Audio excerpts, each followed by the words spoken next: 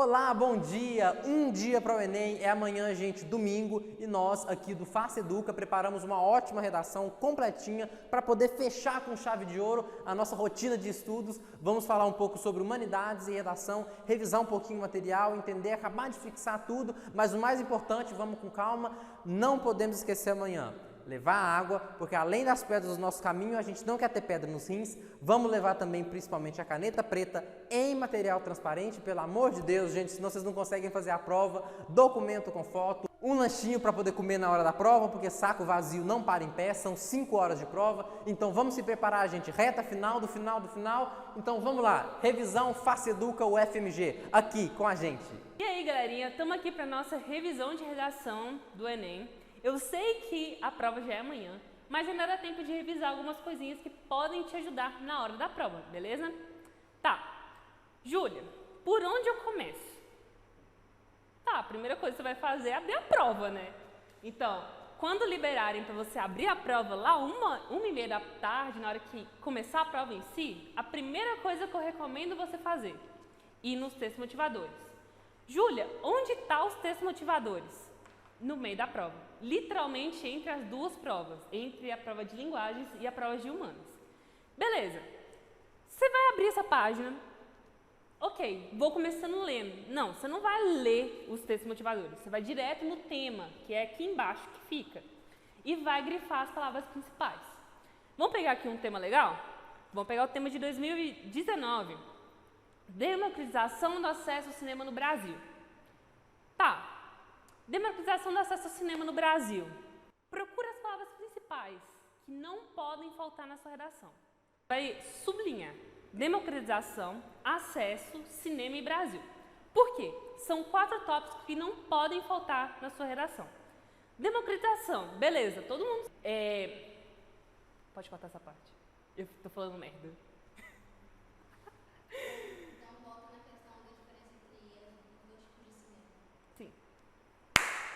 Então, gente, cinema pode ser uma palavra que pode ter mais de uma interpretação. Cinema pode ser tanto o local cinema, aquela lá que você come pipoca, também pode ser a arte cinema. Então, como eu vou saber em que interpretação eu vou usar essa palavra? Os textos motivadores vão te dizer. Os textos motivadores, eles sempre vão te dar um norte, o que você tem que dizer na sua redação. Então, é muito importante que você leia. Beleza, li os textos motivadores, sublinhei as palavras importantes do tema. O que mais eu tenho que fazer? Antes de começar a prova, você vai fazer seu brainstorm. Tá, tô lendo aqui esses textos, me veio um filme que eu assisti, uma música que eu ouvi em algum momento, uma lei, uma fala de filósofo. Você vai anotar isso tudo em alguma parte da prova. Todos os espaços vazios que ficam entre questões. Então, eu vou pegar aqui uma prova minha, que eu fiz aqui, literalmente do lado da folha de textos motivadores tem uma parte em branco e tem várias partes, e também a prova ela vem com uma folha grampeada junto que você pode usar o verso dela. Não vai dar problema nenhum em questão de usar a prova, em questão o aplicador não vai te eliminar por causa disso, fechou? Ok, tá, aqui a gente entra no nosso primeiro tópico. O tema, ele sempre vai ser um problema da sociedade. Nem sempre um problema muito debatido, mas sempre um problema. Tá bom, Júlia, mas a democratização do acesso ao cinema é uma coisa boa, não é? Todo mundo ter acesso a ela não é algo bom? Sim, mas a redação quer que você procure os problemas, o que impede que as pessoas tenham acesso. E é isso que a gente vai debater na redação, fechou? Tá bom, gente, já temos essa ideia que o tema sempre é um problema, ok, mas como eu vou argumentar isso durante a nossa redação? Vou passar. Ok, algumas perguntas que podem ajudar você a argumentar, desde a introdução, a questão do desenvolvimento, até na conclusão, é fazer essas 4 perguntinhas aqui. Quem são as vítimas? Então, quem está sendo afetado por esse tema? Vamos pegar aí o exemplo. Democratização do acesso ao cinema no Brasil. Quem não tem acesso ao cinema? Por quê? As pessoas de baixa renda. Tá, não estão tendo acesso. Normalmente os textos motivadores vão te indicar. Tá, eles não estão tendo acesso por quê? Ah, é por falta de renda? É porque existe uma prioridade de alimentação, segurança e saúde acima de lazer? Ok. Falta incentivo do governo? Tá, quem está sendo afetado por isso? É isso que você tem que dizer primeiramente. Tá, outra coisa. O que causa esse problema? Quais são as causas? Tá, por que as pessoas priorizam a questão da saúde, alimentação e segurança em cima do lazer? Tá, vamos pegar outro tema?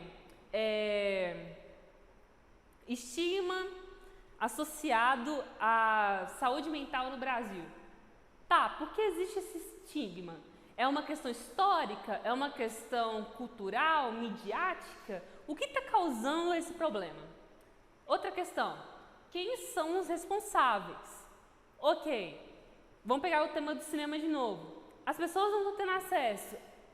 Tá, quem é responsável por esse acesso? É o governo? São as instituições privadas? São as empresas? São os cinemas em si? São as escolas, a igreja? Quem tem responsabilidade por trazer esse acesso para as pessoas? E quais são as consequências? Que consequência essas vítimas estão trazendo para as suas próprias vidas? Vamos pegar aí a questão do estigma de saúde mental. Tá, vamos pegar esse tema aí de estigma de saúde mental no Brasil. Tá, as pessoas deixam de procurar acesso a psicólogos, a psiquiatras, procurar ajuda quando estão sofrendo alguma questão por questões de preconceito. Beleza, que consequências isso traz para a pessoa? O que isso causa na vida dela? Isso pode trazer mais transtornos? Isso pode levar a pessoa a fazer algo com a própria vida? Isso pode trazer consequências à sua saúde, à questão social? Isso afeta as pessoas? Anota tudo isso na folha, nesses espaços em branco que tem na prova, beleza? Uma coisa que eu tenho que enfatizar para vocês o problema não é a frase temática. Então, o tema não é o problema, você tem que procurar o problema que está ali, beleza? Não adianta nada você ir lá na sua introdução, ali depois que você introduziu lá o seu repertório sociocultural, você simplesmente jogar o tema copiado. Primeiro que você vai perder ponto por cópia e segundo, que você não vai estar trabalhando essa questão da argumentação que você tem que trazer na sua redação. Então, é muito importante que você diga qual é o problema, por que o tema é um problema na sua introdução, antes das suas teses, antes de apresentar seus argumentos, fechou? Tá bom, aqui a gente vai trazer alguns exemplos. Aqui é um momento que é muito importante que você pause o vídeo e faça esse exercício de procurar qual é o tema, qual é o problema do tema, o que isso causa, quais são as vítimas e ir anotando isso para que fique mais rápido esse trabalho durante a prova, fechou? Tá, vamos pegar aqui o primeiro tema que eu trouxe para vocês, impactos do abandono afetivo da criança no Brasil. Tá bom, quem são as vítimas desse tema? Impactos do abandono afetivo da criança no Brasil. Aqui é um tema que já traz a questão da vítima no tema. Tá aqui, a criança. As crianças sofrem com isso. Beleza. Quais são as causas desse abandono? Por que esses pais deixam essas crianças de lado? Vamos lá. Questões sociais, por falta de renda, e acaba que eles têm que trabalhar por um longo período, essas crianças acabam ficando muito tempo sozinhas em casa. Questões psicológicas da própria família, questões subjetivas mesmo. Beleza. Quem são os responsáveis por lidar com isso? Tá. Uma questão que eu ainda vou trabalhar durante a aula aqui, mas já vou dar um spoiler. Esse tema poderia ser utilizado o argumento negligência familiar. Beleza. O que isso significa? Uma das obrigações e uma das responsabilidades da família é educar e criar a criança.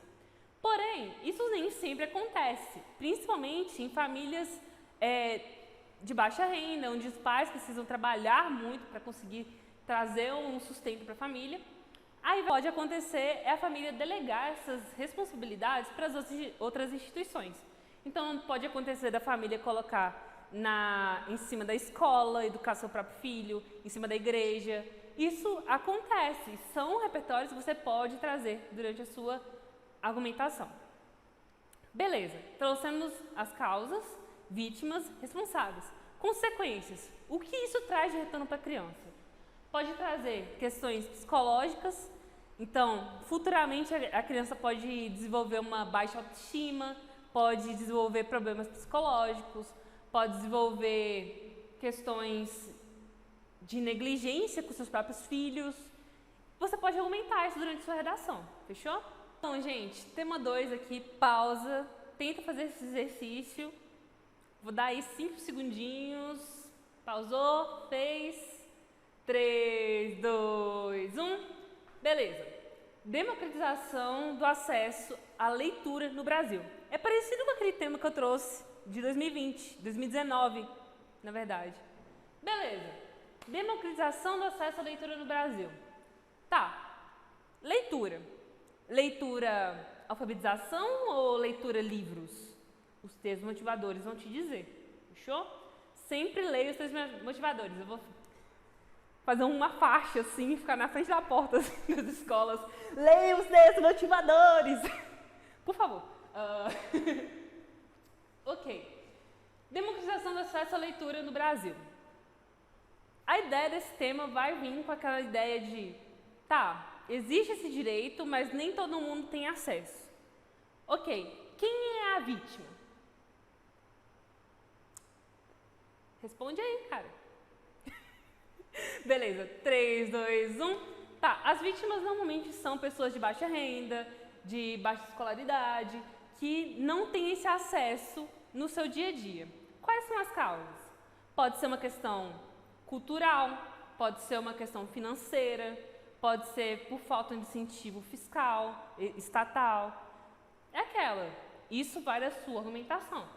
Mas quem é responsável por garantir esse acesso? É o governo?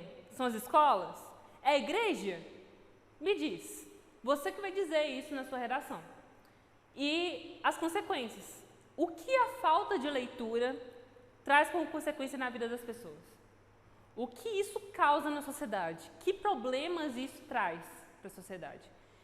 E é isso. Nessa questão de você respondendo essas perguntas, você já vai trazer respostas e informações que vão te ajudar no seu projeto de texto durante a redação inteira. Desde a sua introdução, que é nas partes que você vai problematizar o tema, ali na sua conclusão, na questão de trazer um agente, quem vai resolver o problema, que ação interventiva eu posso trazer para resolver esse problema, a questão da argumentação, que argumentos eu posso trazer para dizer que esse problema é um problema. Então, fazer esse trabalho antes de começar a prova já te ajuda a você fazer um esquema do que colocar no seu texto.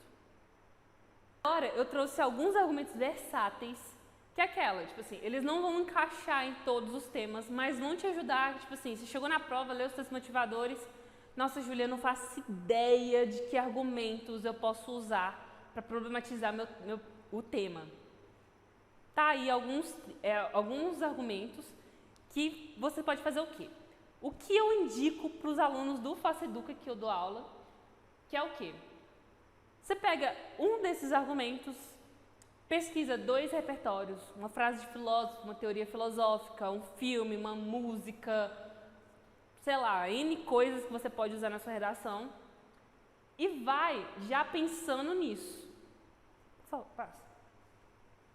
Tá bom. O primeiro que eu trouxe é negligência governamental.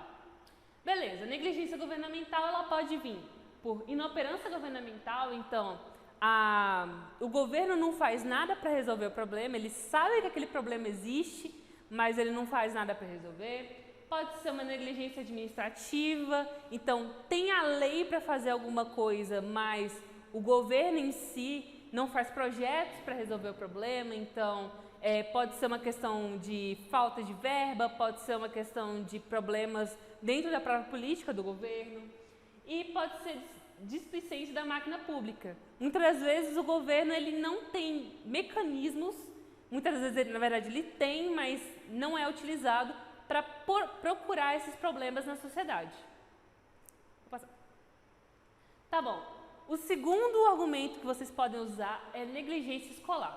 Beleza. Vocês podem usar a questão da lacuna educacional. Então, beleza. a população não sabe que isso aqui é um problema. Vamos pegar aí um tema? A questão dos alimentos transgênicos no Brasil.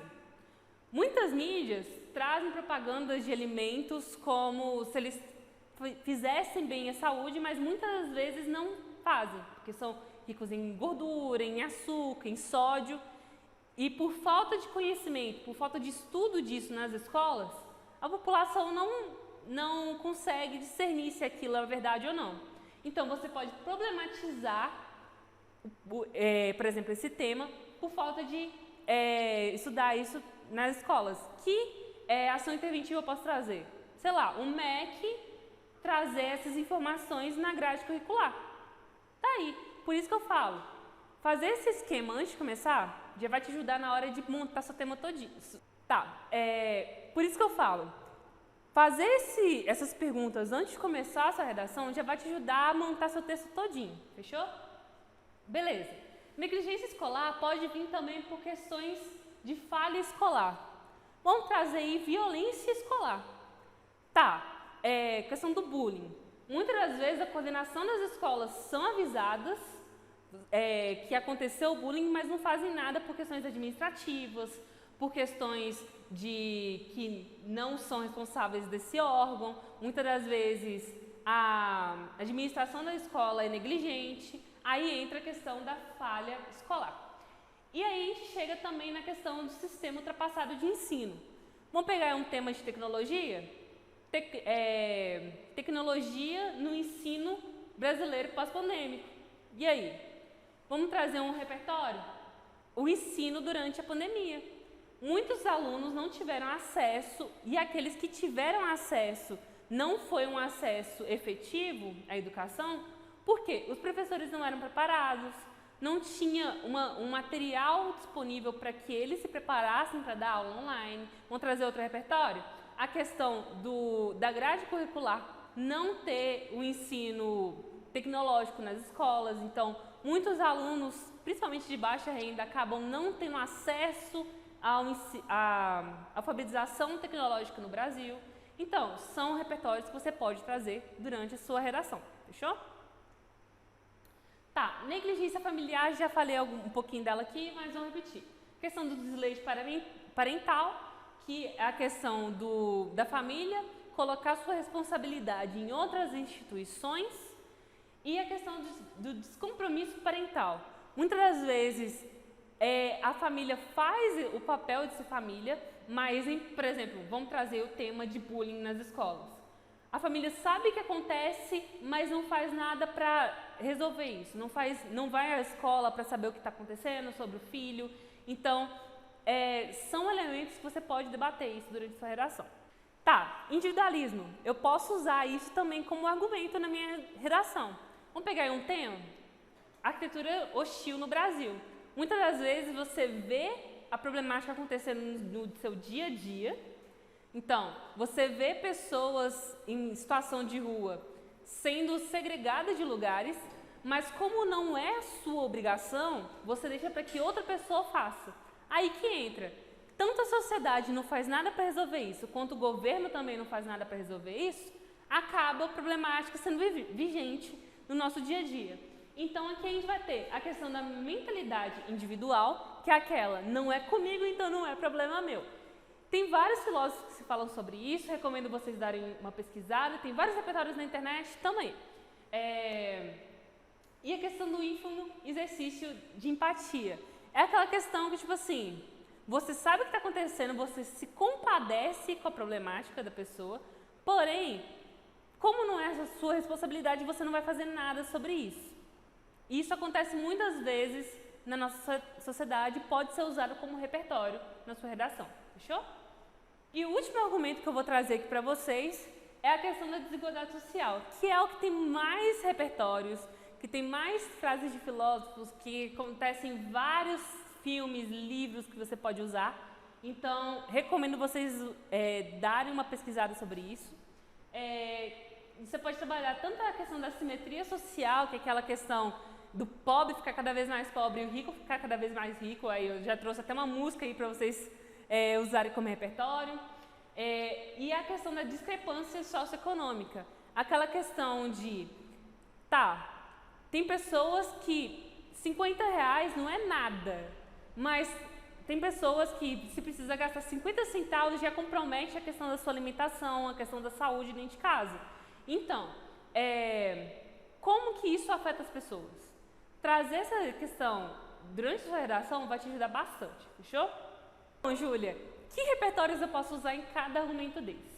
Então, hoje, dia 4 de novembro, eu vou postar no Instagram do cursinho, lá nos stories, vários repertórios encaixados em vários argumentos desses. Então, vai ter lá repertório sobre desigualdade, vai ter sobre individualismo e vai estar postado o dia inteiro. Então, por favor, voltem lá, olhem nossos stories, acompanhem os nossos posts, que sempre tem algo bom lá que pode ajudar vocês, fechou? É isso, gente. Essa foi a nossa revisão de redação. Qualquer dúvida, vocês podem encaminhar para o nosso Instagram, pode perguntar para a gente, a equipe pedagógica está aqui para ajudar vocês. Eu sei que está caótico, eu sei que é o último dia, mas calma, vai dar tudo certo.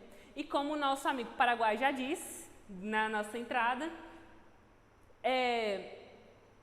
Enem é igual carnaval, tem todo ano. É aquela, se não passar dessa vez, a gente resolve, a gente estuda mais e passa no ano que vem, fechou? É isso, tchauzinho, boa prova e até mais. A gente está aqui com Sociologia, a professora Luísa, ela é craque, manja demais de sociedade, de história. Vamos na sequência, professora Luísa, é com você. Oi, gente, boa noite. Espero que esse vídeo encontre todos vocês bem. Tô aqui da minha casinha, não consegui comparecer ao aulão. Eu e a Esther tivemos uma série de imprevistos, mas agora vai funcionar. Eu vou deixar essa videoaula e os slides também disponíveis para vocês. Hoje a gente vai falar de um conceito, assim, muito interessante que faz a gente pensar sobre o nosso contexto brasileiro, sobre o contexto mundial. Dá para ser usado em redação de diferentes temas e pode ajudar a gente em algumas questões também.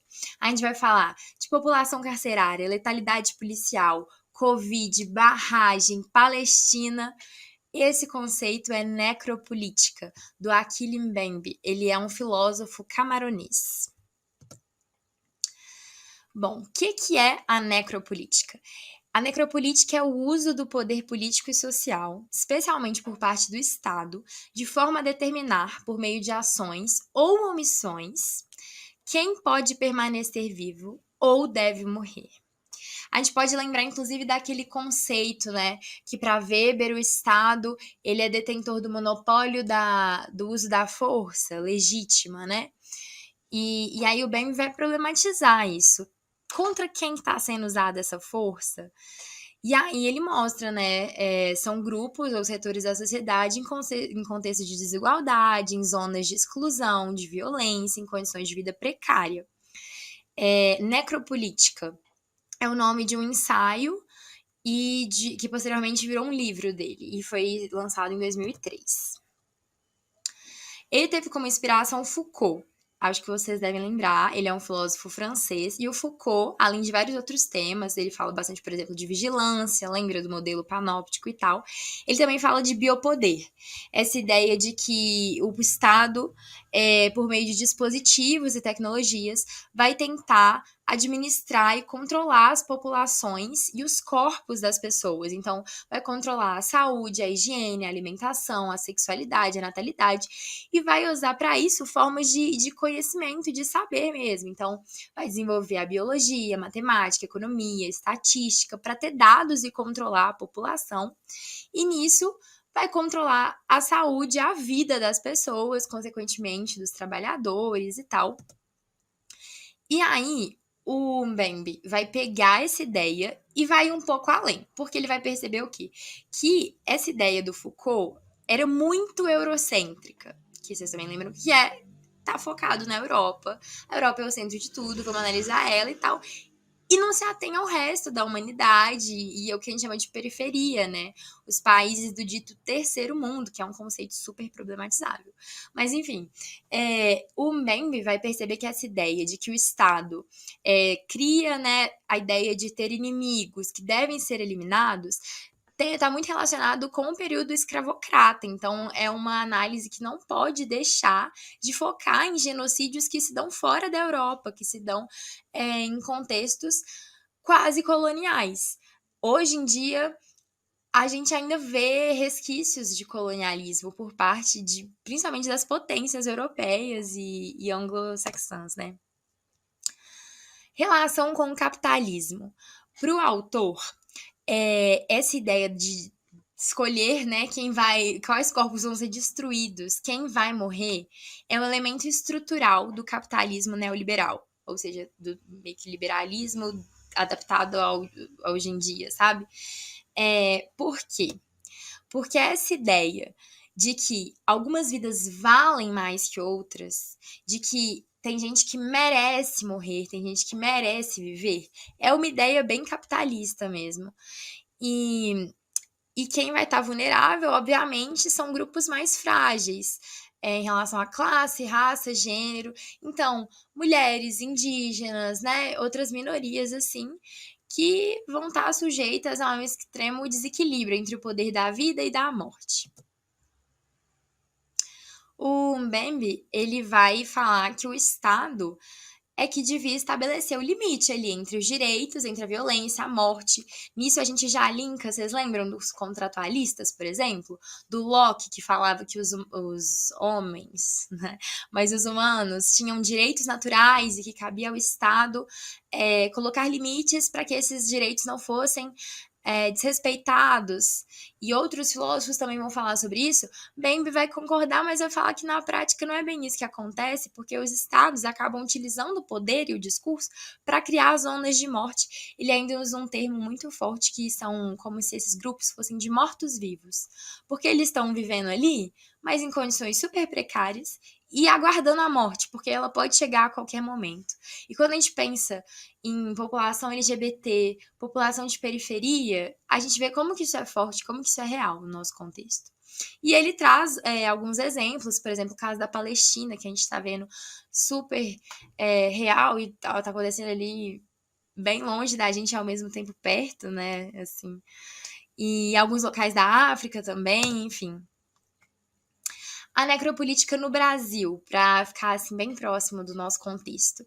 Escravidão, obviamente, corpos negros como objetos, então pessoas que vieram da África não merecem viver, não merecem condições boas de vida, era o que se pensava na época. Ditadura militar, aquela ideia de que um opositor ao regime devia ser preso, torturado, assassinado, porque aquele corpo era um inimigo visível e que merecia ser descartado. A guerra às drogas, que também é um tema super polêmico e problematizável também, porque esse combate dito às drogas, será que realmente está funcionando? Será que quem está sendo preso são realmente as pessoas que controlam a venda de drogas, os grandes empresários do comércio internacional, ou é o pessoal de periferia, ou são jovens negros que estavam com uma pequena quantidade ali, que é para consumo ou não é? E quando a polícia entra no morro para, né, entrar em confronto com esses traficantes, se sabe que vão morrer inocentes, mas quem são esses inocentes? Será que a vida deles é de fato valorizada? E o caso das prisões também tem muita necropolítica envolvida, porque passa, querendo ou não, pela lógica de que pessoas que cometeram crimes vão ser, então, privadas de liberdade num espaço superlotado, sem nenhuma condição, porque essas vidas não são válidas. E aí eu trouxe alguns dados para a gente pensar sobre. Tem esse aqui, o raio-x das prisões, por exemplo, que vai mostrar a quantidade de presos no Brasil, é exorbitante. Esses dados são de 2020, então cresceu bastante. E aí ele mostra, por exemplo, que 67,8% da capacidade das prisões está sobreposta. As prisões são extremamente superlotadas, há um enorme déficit de vagas. E vai mostrar também no mapinha do Brasil, né? Quais estados são mais superlotados, tá ali no norte, depois tem Mato Grosso do Sul, né? Roraima, depois Mato Grosso do Sul. E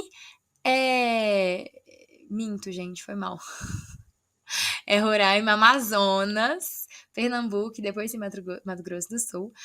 E a quantidade de presos provisórios é enorme. São aqueles presos que não foram julgados. São pessoas que foram pegas ali pela polícia e que em qualquer momento do julgamento isso pode ser decidido. Então, não chegou à sentença final, mas se entende que é melhor deixar aquela pessoa privada da liberdade. E isso é bem arbitrário, assim, é uma coisa bem problematizada dentro do direito e da criminologia. Outro dado, né, sobre ainda o perfil das pessoas presas no Brasil. Quem são elas? São jovens, de 18 a 24 anos, pretos, periféricos, e a maioria sem o fundamental completo. Como a gente vê aqui nesses dados, obviamente não é só isso, mas eu digo assim, que é uma quantidade bem contrastante quando se pensa que, por exemplo, crimes cometidos por pessoas brancas são menos sentenciados à prisão, que é o caso, por exemplo, de crimes contra o patrimônio público, que é corrupção, propina, essas coisas assim. 27% dos crimes são de tráfico e 21% de roubo. Letalidade e desigualdade, né? Quem é o perfil das vítimas da polícia em São Paulo? Em 100 mil habitantes, 1,4 são negros, 0,5 são brancos. Prisão, 35 são negros, 14 são brancos. E falando em Covid, por exemplo, uma realidade que está bem próxima da gente, infelizmente. O coronavírus, obviamente, a gente sabe, não é um vírus que faz distinção de raça, de classe, de gênero para contaminar uma pessoa e levar ela à doença, mas tem questões ali que vão favorecer o contágio. Dinâmicas de diferenciação e que o Estado devia atuar para combater elas. A gente sabe que as favelas foram grandes vítimas do coronavírus no Brasil.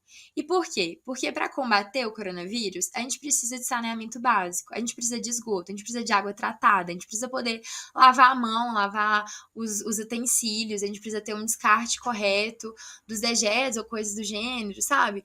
E a gente precisa de isolamento. Então, como é que vai ficar isolado se não alguns serviços, né? Faxineira ou os ambulantes, como que eles vão fazer isolamento? Como eles vão fazer home office? Várias pessoas morando no mesmo barraco, enfim. Aí, alguns dados mostrando saneamento, por exemplo. A população com coleta de esgoto, que é esse vermelhinho, em 2018 era 53,2%, um pouquinho mais da metade da população. Quer dizer que tem uma enorme quantidade de pessoas no Brasil que não tem acesso à coleta de esgoto. Outro exemplo aqui é da população com água tratada. Já é uma quantidade maior, é 83,6%. Mas não, ainda não é 100%. Tem uma galera que não tem acesso. E quem são essas pessoas? De volta, a gente sempre vai voltar nessa problematização. E outro conceito que ajuda a gente a pensar nisso é racismo ambiental. O racismo, ele não é só uma questão que afeta socialmente as pessoas. Eles vão estar também mais sujeitos a questões ambientais por conta dos ambientes que essas pessoas vão tender a ocupar. Então, comunidades mais vulneráveis que vivem em áreas marginalizadas, elas já enfrentam as dificuldades econômicas, dificuldades sociais, elas também vão estar mais suscetíveis a sofrerem as consequências da crise climática, por exemplo. Então, pessoas negras, indígenas, quilombolas e ribeirinhas vão ser mais vulneráveis porque elas vão ter um acesso precário a serviços básicos como moradia, infraestrutura, tratamento de água e esgoto. E esses locais são frequentemente palco de grandes tragédias. Um exemplo claro disso que eu trouxe aqui é o caso das barragens, gente. São em Minas. O estado, assim, catastrófico em relação a isso, né?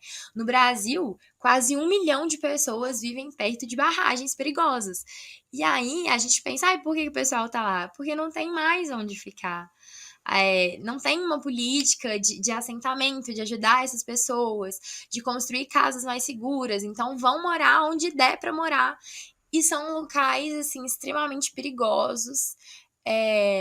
E as próprias empresas, né, de mineração não vão se ater seriamente a essa questão novamente, pela necropolítica, será que a vida de populações ribeirinhas, de comunidades indígenas, vai valer assim tanto a pena? Vale a pena a gente não construir uma barragem que vai fazer a gente lucrar milhões de reais porque é perigoso para uma família ou outra? Não, na visão de algumas pessoas, né? Enfim, gente. Era isso, tentei ser o mais breve possível. Agradeço. Quaisquer dúvidas, eu estou à disposição. Pode mandar mensagem, pode ligar, eu mando áudio explicando alguma coisa, questões, temas. Boa sorte na prova. Estamos com vocês. E é isso. Um beijo. Tchauzinho.